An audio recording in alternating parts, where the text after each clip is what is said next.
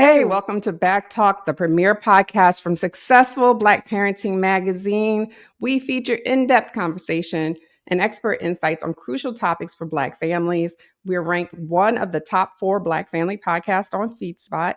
I'm your host, Janice Robinson-Celeste. I also want to tell you about our Black Parenting Academy. We're launching it on April 7th. We have some amazing masterclasses for Black parents. So make sure that you go to blackparentingacademy.com right now to get on our waiting list. Now back to our show. What does it really mean to dream beyond limits in a world that often tells Black boys who they can and cannot be? How do we empower them to see themselves as creators, innovators, and champions, not just on the field, but in every part of life? Today, we're talking to someone who has lived that journey. Super Bowl champion turned visionary storyteller, Martellus Bennett.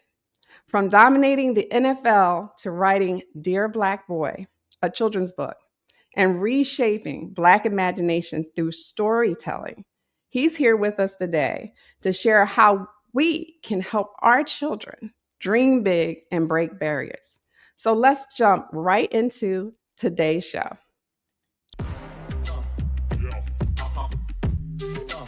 This is BACKtalk by Successful Black Parenting Magazine, the most listened to podcast for parents by parents.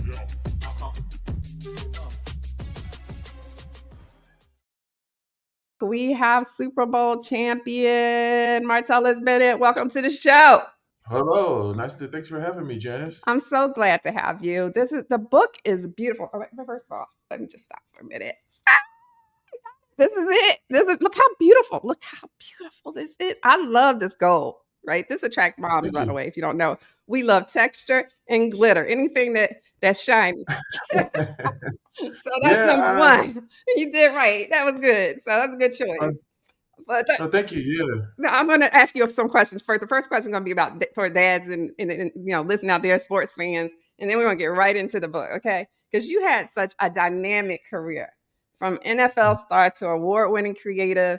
You played for teams like Cowboys, Giants, Bears, Packers, Patriots, right? And winning the Super Bowl. Yes. Yeah. Do you have a favorite team memory that still makes you smile? Man, it's the little things, like being in one of my favorite organizations to play for were the New York Giants because the chef was so good. So just coming downstairs, just coming down and they'll know like certain things that you like, and I would like so having a good relationship with just the people in the building and being able to talk to the chef, and he makes you stuff that the other players can't get, just because you just because of kindness or whatever. So we used to make these French toast sticks, and they used to only have them on Saturdays. But that was because of me, and everybody loved them. But they didn't know me and the chef was always in the back in the kitchen, tasting food and things like that. So, but other than that, I mean, like the entire thing was just really more about being around the guys and the conversations that we had that I think would be the most memorable things. So wait, are you a foodie? No, my wife is a chef. I'm not a foodie, but I eat. Well, if your wife's a chef, I'm going to have to put you in that foodie category, though, because, my daughter is a chef, and I know I appreciate her gourmet cooking, things I've not even tasted before in my life. And she's good for putting things in front of me and it's like, here, taste this. And I'm like, what is it? I'll tell you after you eat it. Oh yeah, so I somehow ended up being friends with lots of chefs.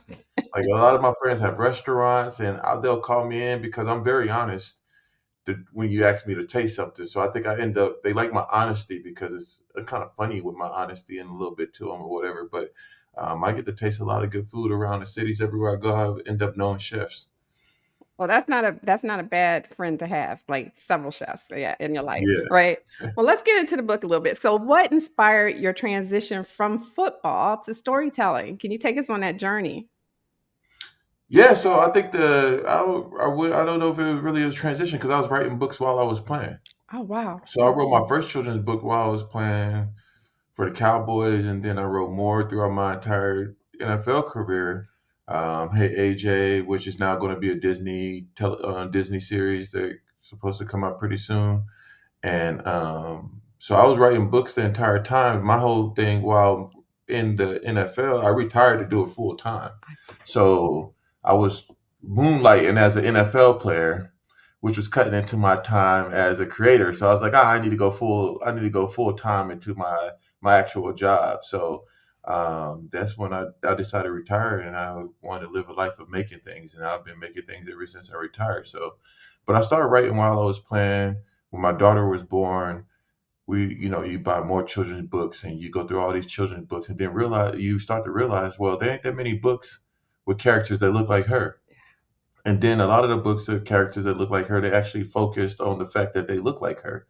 Like they didn't just let kids exist in their blackness in the story. Like the characters just happened to be black, right? It was a lot of self love, a lot of self affirmation, a lot of these things, which I think as a writer, that's what the parents are pouring into the kids. And I haven't met too many young kids who don't love themselves yet. That's something that you learn along the way. You learn to unlove yourself as you grow through life. But in childhood, I think the biggest thing that when we write in these books, it should be about expanding the imagination and showcasing the possibilities. And your blackness should not be the antagonist in the story, right? So the majority of my work has been for girls. Like I write mostly for girls. I'm a girl dad, so my perspective of parenting has been from raising a young black girl in the world. So I would try to write a lot of literature and a lot of stories for her and her friends. So that's how I really got into it, out of this love for my daughter, needing to like wanting to have stories of characters that look like her. So I was like, oh, I just draw it. I'm not one of those people that complain about things not existing. I go out and make the things I wish existed. So that's how I got into it. This is actually my sixth children's book along the way. Oh, I love Yeah. that. I was going to ask you if you're going to do a Dear Black Girl book, but since you have a daughter, so that might be next volume. Well, I think girls. It's funny because I think boys and what boys need in literature and what girls need in literature is two different Probably, things, yeah. right? I feel like the black boy is, when they're growing up, they are kind of underloved in the realm of possibility, right? I think that young girls, especially black women are running the world right now. Like there's no one more powerful in the world right now than the black woman. I think just community, fellowship, the way that they could congregate and make things happen. The black woman is main culture shifter in America. No one shifts culture like the black woman in America. So with my daughter, my biggest thing is about equipping her with the skill set through the skill set of possibilities through the stories that I tell, right? Like so she could see herself as 1 million things. Well, I think the young black boys, like when we're writing for them, they need a different type of encouragement, right? Like a different type of fellowship and a different type of messaging, because only 14% of black boys are up to grade reading level by the fourth grade. And this is an issue too, because when you read books, if you read in books, there's not a lot of characters, and they may look like you, but they don't sound like you, right? Like, Right. so a lot of the editors, and especially in America, because of colonialism, they edit white. So, when you start reading these books, it don't sound like you, or what it doesn't sound like home. It sounds like what it would sound like in school. So it's like, how do we write? Because the only thing we need to do is get them to read, right? So when you hear yourself and see yourself in the books, you connect with the characters in a different way. So when I think about young black boys, while black girls, they play patterns, girls, their play patterns are more diverse, right? They play in all types of ways and they're interested in all these things, while boys tend to lock on one play pattern and they stick in it. Like, it's more tribal. Their play pattern is more tribal, while girls are more fluid throughout play. And the thing is to get the boys to play more diversely, right? Not to be so settled in this one thing for the rest of your life, and learning about all the possibilities, because it is through play that children discover what they're capable of. Right, absolutely. Now, tell us about Dear Black Boy. Tell us about the book. It's to me, it sounds like affirmations, but it is a letter to black boys, right? Yeah, so I think when I wrote this book, the first edition where I wrote it was after Alton Sterling was murdered.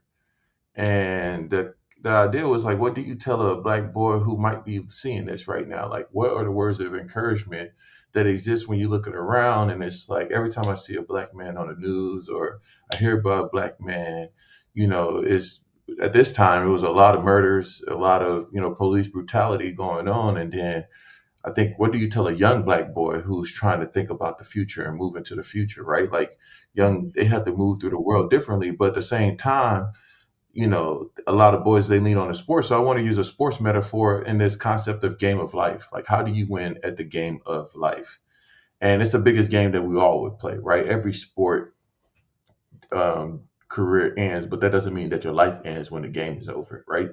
The real game is always being played in life. And how do you prepare for that? The same way you prepare for any game, right? The same skills that you have that make you a great football player, basketball player, the skill set, the determination, the work ethic, the discipline. Those are the same things that you need to succeed in life. That's transferable wisdom. But how do we transfer that wisdom into the next phase of their in their lives? So like when I was writing Dear Black Boy, I was writing a letter of encouragement for them to dream bigger and imagine more. Like, you are more than just a jersey number. You're more than this. Actually, the whole world, everything is possible for you.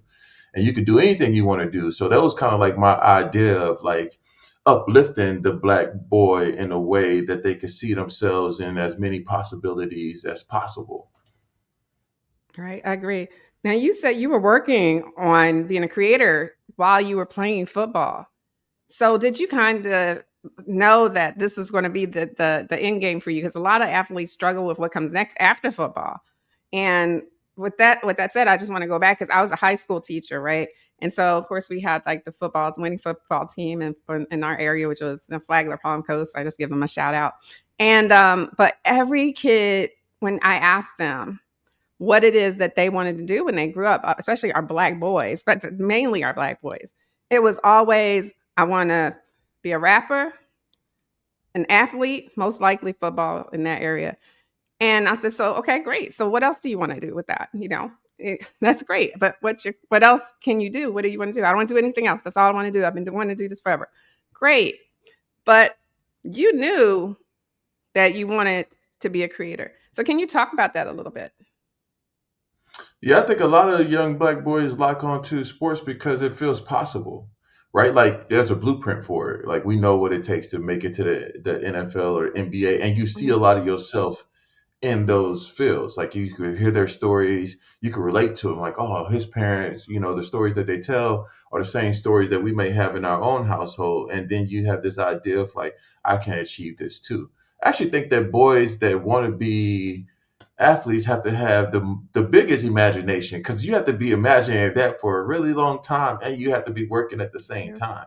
And I think that's what really happens. Like they imagine this for so long that they achieve it, they do it, and then it's like boom, when it's over, now what? Like I've been using all my imagination to make this possible, and I was part of the 1%.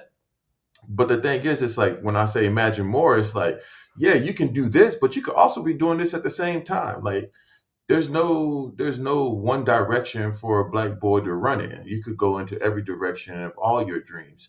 And for me, I always thought that was the way of doing it, right? I didn't think of myself as a athlete. I thought about myself as a person who plays sports. And so I didn't really identify with this identity of being an athlete. Like I was trying to be a full human being. I was interested in lots of things like music and art and plays and ballets and all these things. I'm interested in the world. So the game to me of football was just it was something I was really good at and I enjoyed, right? And you should enjoy it, but it wasn't life. Like I didn't see it as life. I didn't see it as the end all be all. I was looking at into it as a stepping stone to the next phase of life, right? So from a young age, I was interested in, I was a mathlete. I was a first chair in band, right? I was a art student. I was in football, I would go to football practice and I love to read. So I think that the thing when we shaping young black boys is about, and I think this is part of the culture's things too, like our communities, right? If you're looking for leadership in community, then who's coaching your kids? They need to be helping not raise good football players, but shaping young human beings, right? Like, how do we tap into the humanity that exists in all these boys and growing them and pouring into them, not to be great athletes, but to be the greatest versions of themselves. Self actualization, not player actualization. Like, let's just not actualize them as the wide receiver or the tight end. Let's help them self actualize as the entire human beings that they are. I love that. Absolutely love that, and it's very empowering. Now, you talk a lot about liberating the Black imagination. What does that mean, and how can we help parents help their children to dream bigger? Well, first, I think parents have to start dreaming out loud. A lot of times, parents don't share their dreams with their children. Their children don't even know if their parents have dreams, right? And I think a part of that is that they're afraid that they haven't achieved the things that they wanted to achieve when they were a kid. But by hoarding our dreams internally, your kid, they think that they're the only one that's dreaming in the household. So I think one, it's about dreaming together. And when I say dreaming together, or setting goals together to be a better version of yourself. Not so much in about the extrinsic, but the intrinsic dreams, right? Of like who I want to be, who I want to become. Those things that we have control over, the control over our consciousness. When we start dreaming out loud with our kids, it teaches them to dream out loud, right? They shouldn't be afraid to share their dreams, because the one thing that would happen is, dreams get killed more at home than they do out in the world, right? The world is already tough enough. A dream is a very fragile thing, right? It's in its early stages. Like when you start dreaming, right, it's very fragile. And I think sometimes kids dream outside of what the parents deem to be possible for the parent, not necessarily the kid. So you got to find a way to educate yourself to enable the dreamers in your household, right? Like, how do we enable their dreams? That's just a book. That's a documentary. I may not know archaeologists, but I could find good documentaries on archaeologists and just be like, hey, watch this, right? So how do you feed a dream? And what dreams are you feeding? So like football is an easy dream to feed, right? Like we take them to football practice, we get them a football, we watch the games with them. We know how to feed that dream. But what about the other dreams? How do we feed those other dreams when they're outside of our own wisdom, right? And then we have to become learners again. So I think parents, big part of it is be having a lifelong learning, because with children, you have to learn, learn, learn, learn, learn. And once you get tired of learning, then that's when you start to dismiss the child, because you not really don't feel like you have the time or energy to learn new things on their behalf. Right. You know what? And I also think because football's been around so long and Black men have dominated football, for us. And so, in sports in general, basketball, whatever. And I think our Black boys, that's like one of the most powerful representations coming from television, that we see ourselves Mm. in, right? So it's easy for them to identify, hey, he looks like me and he's doing it. I want to do that too. That was like one of the early on, go back decades and decades. Like, so I think that might be part of it. But our kids face obstacles that we don't even know so many times what they are. And when you were talking, it made me think about Venus Williams, that famous interview. I don't know if you know it, where the reporter was trying to put some doubt in her head that she could beat, I forgot who she was playing, but she was very young, Venus Williams, and Hmm. her dad shut it down because he's putting doubt in her head of what she could or could not do. And she Mhm. kept telling him, yes, Yeah. I will win. I'm going to win. And I love that her dad was behind her and put that in her head, that you don't let anyone throw doubt in your head of what you can and cannot do. And I kind of feel like your book relates to that. Yeah, I think the best thing a black man could do is inspire the youth, right? If we can inspire the youth, I mean, as a black man, that's our goal in the community. How do we inspire and plant seeds, right? You think about this idea of every black man needs to be a gardener of the soil in which they once occupied, with the youth who now occupies it, right? Who knows the soil better than the black man, right? As far as like tending to the sand and digging in the dirt. So a lot of times, I feel like um, black men, we have to learn to grow more crops, right? This can't be the only crop, right? We can't just grow corn, right? These kids, and what I'm saying, there's genius in every crop, right? There's something special about the strawberry. There's something special about the watermelon. There's something special about the pear tree. And each kid is a different crop. We got to let the entire garden become fruitful. Like once we just start to narrow it down and only think about them in being one type of crop or one type of individual that we can grow, then that's when we start to cannibalize our own community, right? Like the kid that's doing great at the science fair, we need to celebrate him the same way we celebrate the point guard. The kid that's doing great as a mathlete, we need to celebrate him the same way we celebrate the quarterback. So the thing is, what are we celebrating as a community when it comes to young black boys? Because every young black boy wants to be celebrated. And if I see that the entire world, if I turn on the TV and the entire world is celebrating, LeBron James, I too want to be celebrated. Now, if I turn on the TV and I see Jason Reynolds, Neil deGrasse Tyson being celebrated, then I start to think, oh, I could do that and still feel celebrated. So what are we celebrating? That's what kids pay attention to. Every kid wants to be praised for their genius. We just need to make sure that we're praising everybody. That goes from all the media outlets, that goes for the television shows, that goes to all whatever we celebrating, right? Like we need to make sure that we celebrate in the entire spectrum of the Black imagination.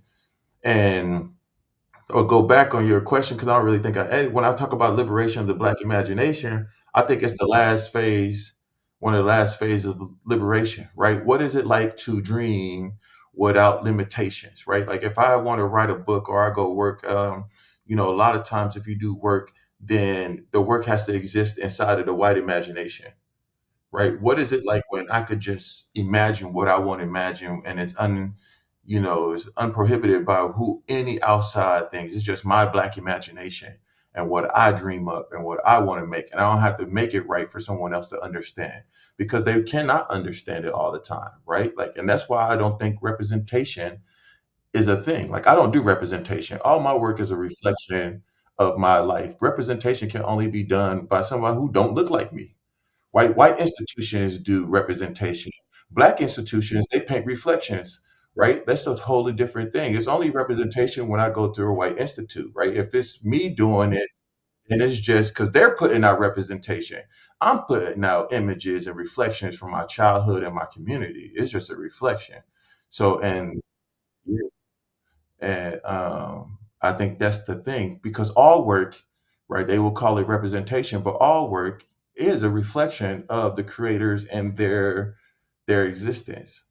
That's fantastic. I mean, Reflections of Me. I love that. That's another title for another book. I'm like, I'm giving you more books to do. Reflections of Me. I love I it. mean, No, that's very when I see powerful. a black boy, when I see a black boy, I see myself. Okay. Right? Like I don't see them outside of me. Like when I look at a black boy, I don't ask them what sport they play. I ask what they're interested in. Right, right. Right? When I see a black boy, I see possibilities. I don't see, the impossible. I see the possible. Right. No, I agree with you. You keep making me think of incidents that like happen or that I've seen. And I have someone in my family, big guy, for all of his life. Soon as anyone sees him, they think he's plays sports and just assume that he plays sports because he's a big black boy or big black man. Like he's tall and he looked like he could Mhm. be a football player. He's got the body, but he doesn't play sports at all. He's an art teacher. I mean, the assumptions, right? Uh, So that goes down to what I would call the value system of the black man, right? Because now when someone sees him, big black man, they don't see him as valuable because he's not playing sports. They feel like he's a waste, right? Like he's not a waste. Like, the black man is more capable of so many things, but we paint these pictures as if like, oh, you don't do this. Oh, you're disappointed that I don't play sports. Like, sorry to disappoint you. I'm an art teacher. I'm feeding the youth of, creativity. How dare I, like that type of thing. So the value system, this is why, and the black man value system has been manipulated by media, right? At one point in time, like to be a black man who could read and write was the sexiest thing in the world, right? Like, you know, hey, hey, I got a brother that could read and write, you know what I'm saying? Like, it slowly started to shift into what was possible with the black body. And then even at the time when you think about Muhammad Ali and during that time with Malcolm X and everybody, the athlete was actually kind of different at that time, right? They were Jim Brown and all of them, they were all different types of activists, and they were using their likeness in a different way. They had an understanding. They were still educated and smart. That's why they were loved. Right now, the athlete's been further and further removed from being an intellectual. And actually, if you're intellectual, you're deemed as not being interested in the sport. People don't see that, oh, he's different. Oh, he's talking about he's weird. But it's like, nah, he can be a master of the sword and a master of the pen, you know? Mm-hmm. No, absolutely. I just want to say for people just joining in, if you're joining us on Instagram, YouTube, Facebook, I am interviewing NFL to author Martellus Bennett, Super Bowl champion, about his book, Dear Black Boy. So if you have any questions, you can ask if you're on YouTube or Facebook, not Instagram, unfortunately. Now, Martellus, you faced obstacles both on and off the field. What lessons have you learned about resilience that you want Black parents to know about or to teach their children? I think that the key to life a lot of times is acceptance. I think accountability, right? I think for a lot of kids, it's like you can't run from accountability. And the only way to get through something is to go through it. So the best way to go through something is first you have to accept that you're in this position, or you have to accept where you are, and you have to accept the role that you played in the position that you in, right? It's not always outside things or wherever it may be. So like you have to accept like this is because even if there were other people who affected your responses and throughout life is like how you continue to move, how you accept those things, and you have to understand like where I stand in my own consciousness of the decisions that I'm making. So I think every young kid needs to take charge of their own lives, right? Like everybody has to take charge of it. You're in charge of your script, right? You can rewrite your story, you can change your stars, right? But first you got to understand, you got to realize and recognize where you are in your story. Because when you recognize where you are in your story, you can kind of sit back and understand where you want to go and how you need to get there. So I think that like I try to teach kids about self education and educating themselves because if they could find information, right? Like find information and then they can enable themselves to do whatever it is that they want to do in life. And then also I think there's important for parents to teach kids and for parents to learn how to see the brighter side of things, right? Like how do you train yourself to see the brighter side of things? Because there's always a brighter side. But that takes talent, that takes skills, that takes, a routine. You have to be conscious and consistently learn to see the brighter side of things. Absolutely. Now, as a father yourself, how do you approach raising a confident, creative Black child in today's world? Oh my, yeah. This is good. I think that a creative child is kind of interesting to raise because creativity is messy. Is it? Yeah, I think that the first thing you got to do is be okay with the mess. Okay. Yeah, you're right. Uh, they're gonna make like they're gonna draw on paper, they're gonna do this, they're gonna leave paper here, they're gonna do this, and but you teach them how to deal with their mess, right? There's a lot of lessons in there. But if the parent isn't creative, the mess can become destructive relationship between the kids' creativity and the parent needing to clean or wherever it may be. I think that introducing kids to generations of books and animation. So like my daughter watched Tom and Jerry and she'll watch, Stars versus the Forces of Evil. So it's just showing her the history of how things that happen. And then if she wants to be in movies, she talk about being in movies. I always make her sit and watch the credits because you may not be on the screen, but there's 1,000 other jobs that you can have and you can still live your dream of being in the movie business, right? Like, so I think that a big part is like enabling their creativity by putting the tools in their hands that they need so they can start imagining the worlds that they want to build. And a lot of parents don't think that they're creative. So I don't know what to do. I'm not the creative parent, or, I'm not the crafty type of parents. But creativity, I think what happens with parents is with children, you have to be able to participate in their imagination. I think participating in your child's imagination enables it more than anything else in the world. Like if your kid loves sports, you'll go out and play catch with them all day because you understand it, right? The imagination is there for that. Mhm. But for kids like art, like the participation seems like it's much harder because their imagination is not strong enough to participate in that task for an extended period of time. So then it becomes muscle memory. So I think about participation in the child's imagination, whether that's playing games, drawing with them, coloring with them, or just asking them what they're doing, like what you're drawing, and I have them tell you, and then they just ask questions. You just have to participate in the children's imagination. Right. Now, how old is your daughter? She just turned 11. 11. Okay. All right. All right. So, what is she interested in? Because we have an 11-year-old in our house, and right now she's interested in basically stuff she sees on YouTube for skincare, and I'm like, why? But anyway. Yeah, yeah. So right now, my daughter's into low budget black films. Okay. Uh, Okay. she loves Tyler the Creator. Oh, okay. She's very much into making her own comics and telling her own stories. But she's also, and this is something I would say about girls, is like the storytelling that she's interested. She's interested in her blackness. All And right. I mean, I'm a very um, black dad, like we'll listen to Booker T. Washington on the way to Yes. school, Okay.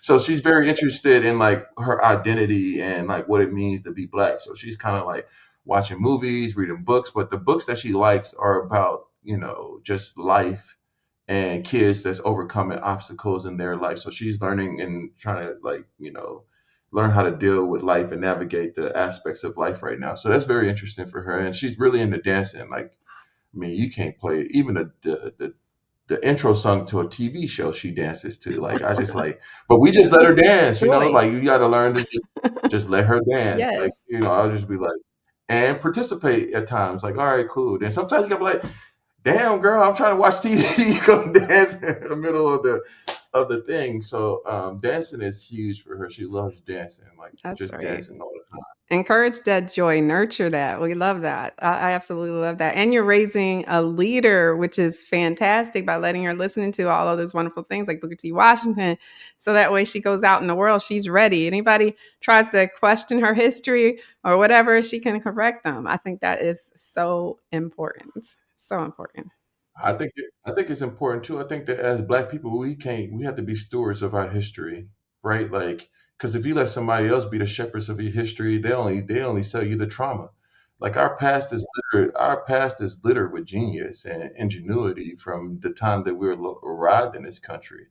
But if those stories aren't telling that way, you always look back at your past and feel like you was less than.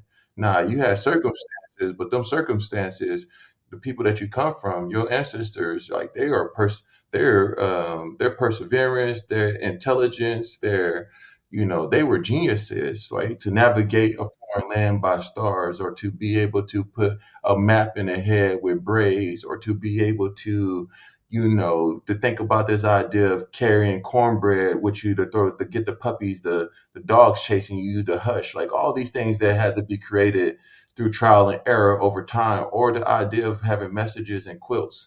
Like the brilliance that's littered throughout our ancestry is incredible, right? Like developing, the stoplight, open heart surgery. Like, when we go to Black History Month, which they don't really do in school no more, but when they do, it was like all they would tell you about is Martin Luther King and, Rosa Parks. But then there was like so many other Black people and doing so many other brilliant things at the same time.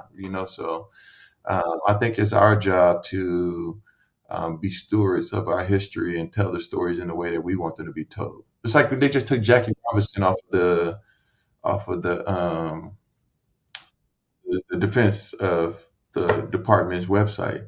And it's like, okay, but we can still we could build another website and just have our own history, what I'm saying, on that website. You can learn about it elsewhere. Like, just because it's not on their platform, it's a white institution. Of course, they don't want your Black history in these white institutions, right? So what we have to do is we need to be taking all of all of our history from all these white institutions anyway, and distributing ourselves and telling our own stories. We can't rely on them to be stewards of our. They didn't even want us here, so why would they tell the story? Like, so we got to tell those stories. We got to write those stories. We got to do those things, and I think that's part of being um, black, is like, black American, is to have to redesign the entire world so that you can exist in it freely.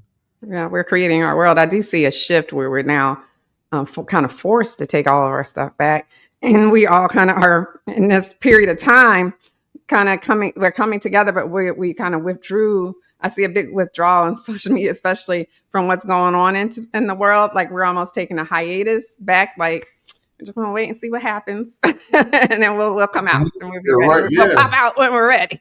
you know. 100%.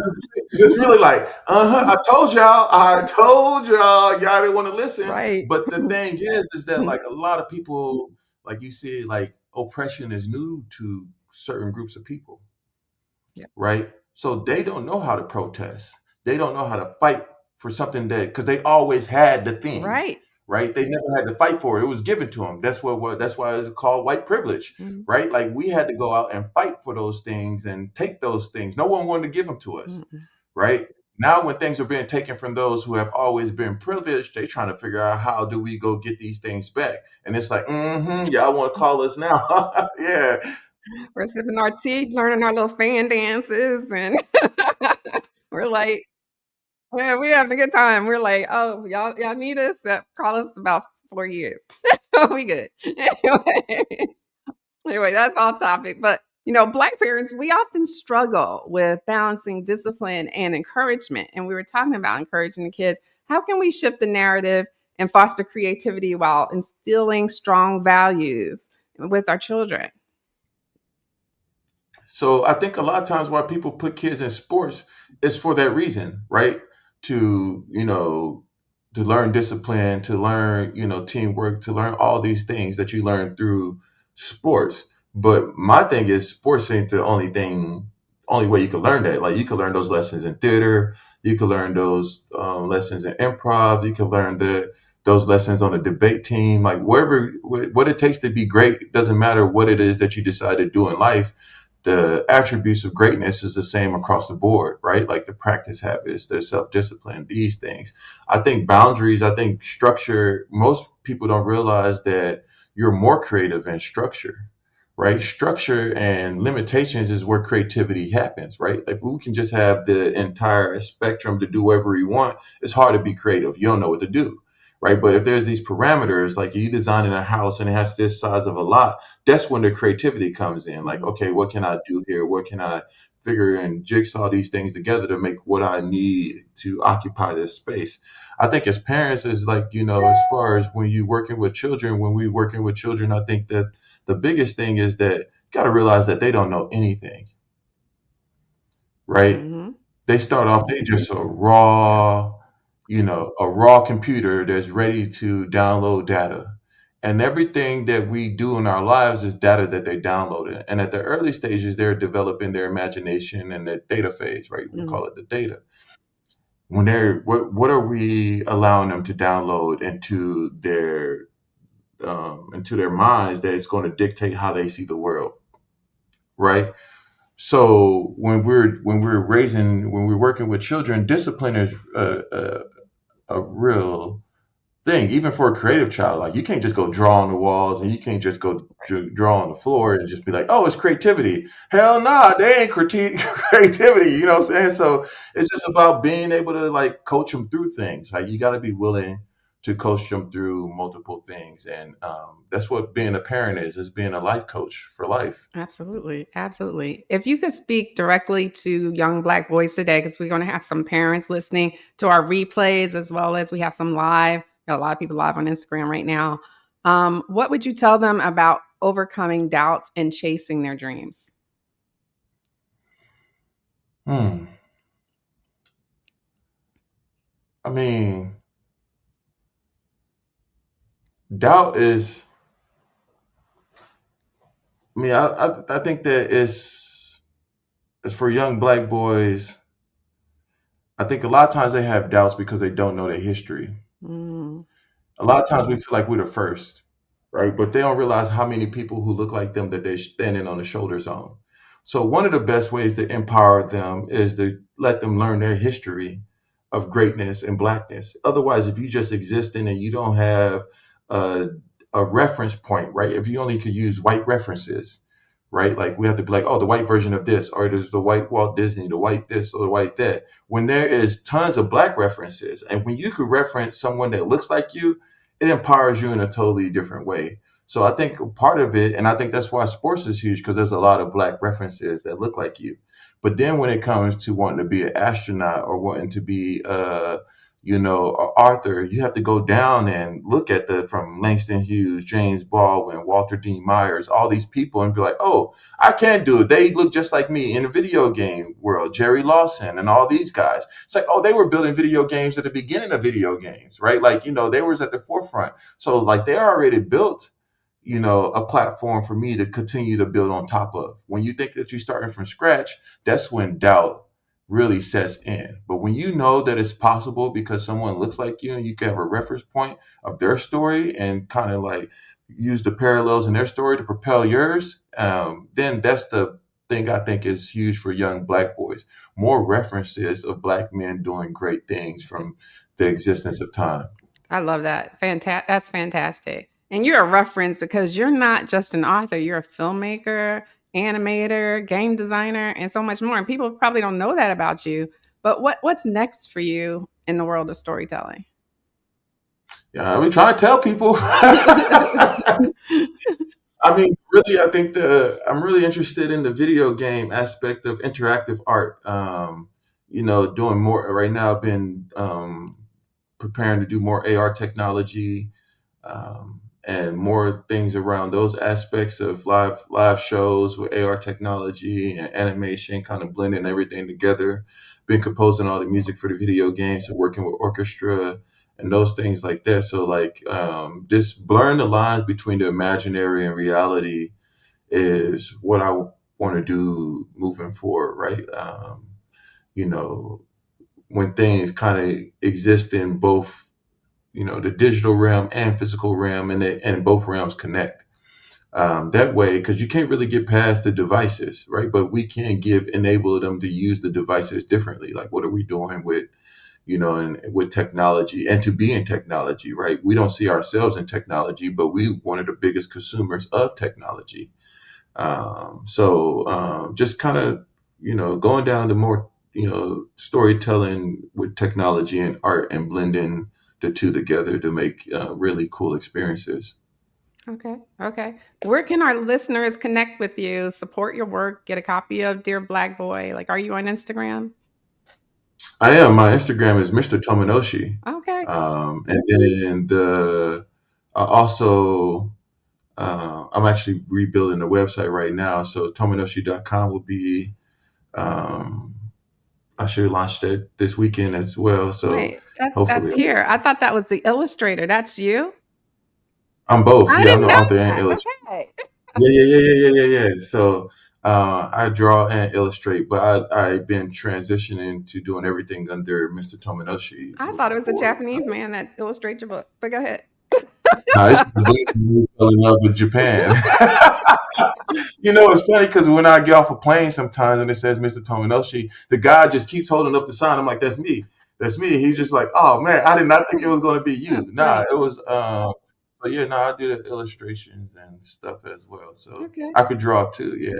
That's awesome. Yeah. That's beautiful. This is a beautiful book. Like I didn't know that, so I'm so happy to hear that. That's a bonus. I'm gonna make this our book of the week for next week on our website. Oh, I pick up the paper and everything. I So I love pick up the it. paper. It's So it's well done. yeah, I think that. Thank you. When I first started doing children's books, I thought that no publisher wanted any of my work. And so I started my own publishing company and started printing my own books. And then the first book I printed, the Hey AJ series, Disney ended up, I did the books and then I did interactive children book apps. And then I did animation for that same book. And then I sold the rights for the animated series to Disney. Wow. So we've been working on the show for the last 5 years. We finished production. I was just waiting for the release date I'm for so that happy for you. series. That's awesome. Oh, yeah, thank you. Yeah, thank you. So it was pretty cool.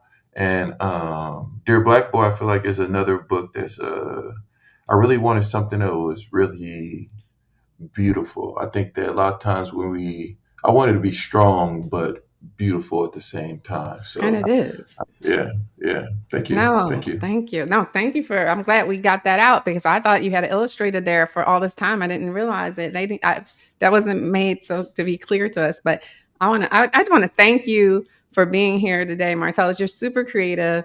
And I really appreciate you coming on and giving us all this wisdom. Oh no, thank you for having me. Anytime you want to have me, let me know. I would love to. We got to stay in touch. I'm gonna follow you on Instagram as well. So Okay. we'll be in contact.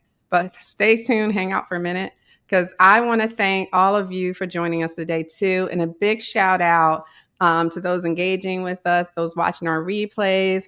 We here at BACKtalk, Successful Black Parenting Magazine, we are the syndicated podcast that's a must for Black parents everywhere. And be sure to follow us on social media. Click on everything, follows, likes, ads, and don't forget to share blackparentingacademy.com with a friend. It's your go-to place to get masterclasses by experts in Black parenting. So go to blackparentingacademy.com. Until next time, I wish you all the best, much success. Thank you, everyone, for listening. Thanks for tuning in to BACKtalk by Successful Black Parenting Magazine. We'll see you soon.